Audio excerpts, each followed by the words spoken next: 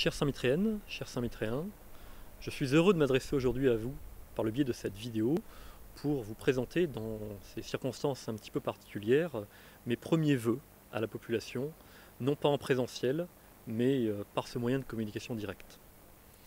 Alors nous avons depuis 6 mois initié un nouveau mandat avec une nouvelle équipe pour engager une action au service de notre commune et reprendre progressivement, pas à pas, mettre en application le projet pour lequel vous avez décidé de nous faire confiance pour les 6 années à venir.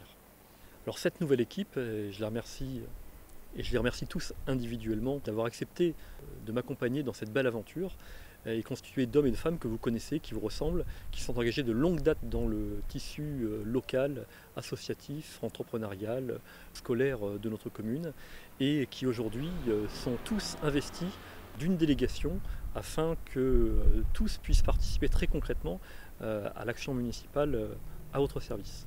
Au-delà des élus, c'est l'ensemble des services municipaux et des agents impliqués dans la vie de la collectivité que je souhaite remercier.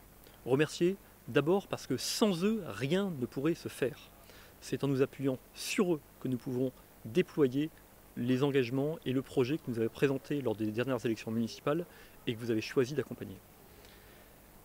Tous ces services municipaux sont amenés progressivement à être réorganisés au cours du mandat afin de nous aider à améliorer le service rendu à la population. Ce début de mandat s'est inscrit dans une période grave de crise sanitaire et en même temps d'aspiration légitime de l'ensemble de la population à retrouver une vie normale. Nous avons fait le maximum cet été pour assurer des festivités dans le respect des contraintes sanitaires et des règles de précaution élémentaires. Cette période estivale pour les Saint-Mitréens, c'est aussi la jouissance de leur littoral et de leurs 7 plages.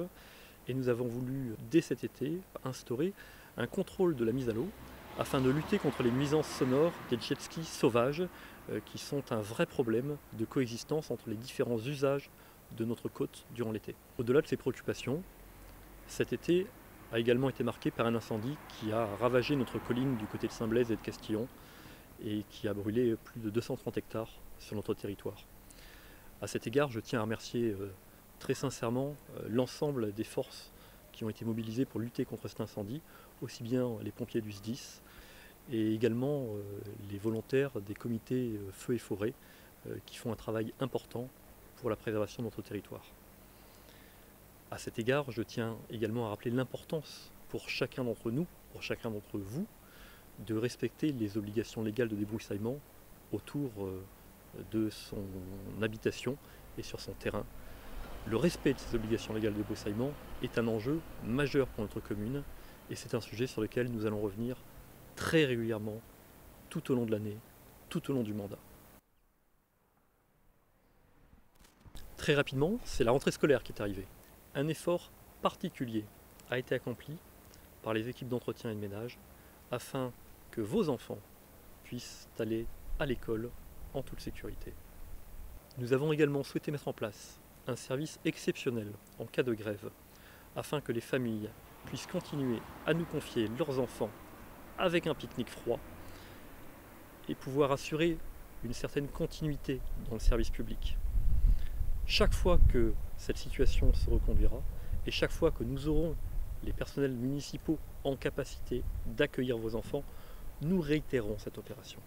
Désormais, dans les 4 écoles de Saint-Mitry-les-Remparts, les enfants sont accueillis le matin de 8h30 à 11h30, puis de 13h30 à 16h30.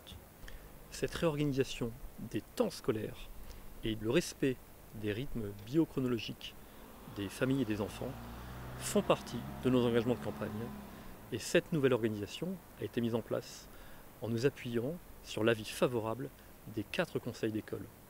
Au-delà de cette réorganisation des temps scolaires, nous travaillons également à une amélioration des plages horaires, des garderies et des tarifs des garderies. Pour cela, un travail supplémentaire est nécessaire de notre part et de la part des services municipaux et c'est pour ça que nous ne le mettons pas en place dès le 1er janvier, mais que nous travaillons à le mettre en place le plus vite possible pour pouvoir bénéficier à toutes les familles qui sont en attente de ces améliorations.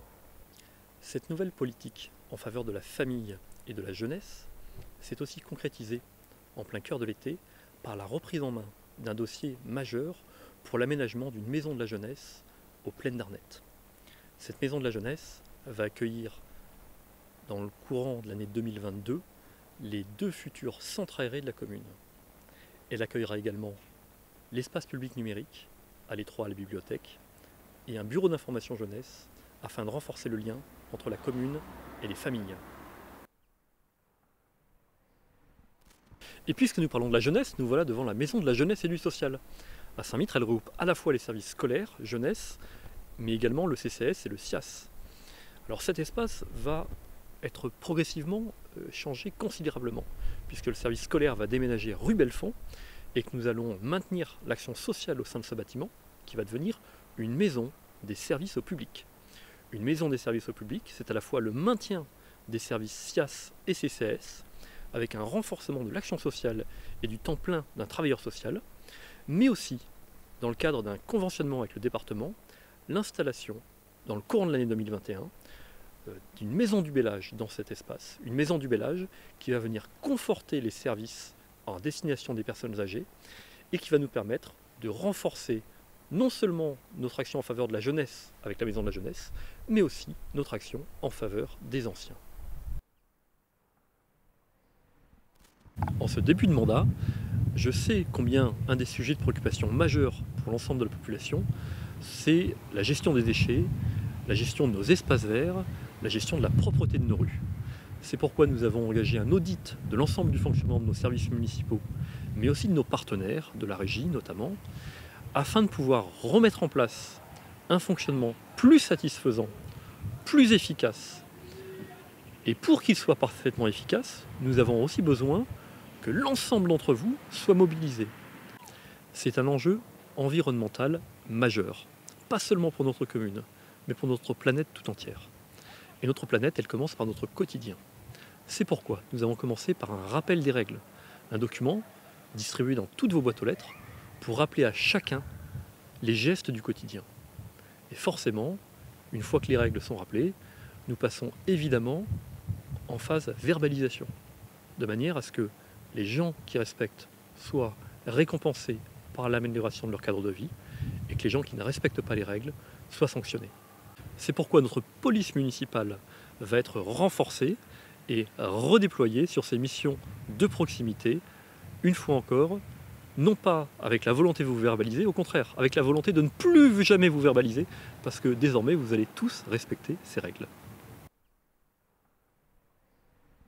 Nous avons la chance à Saint-Mitre-les-Remparts de bénéficier d'un patrimoine naturel remarquable que nous devons protéger. C'est pourquoi, conformément à nos engagements, nous avons initié la révision du PLU qui va nous permettre de préserver le balcon de Calieu, les hauts de Varage ou encore la colline du Cas des Raoux.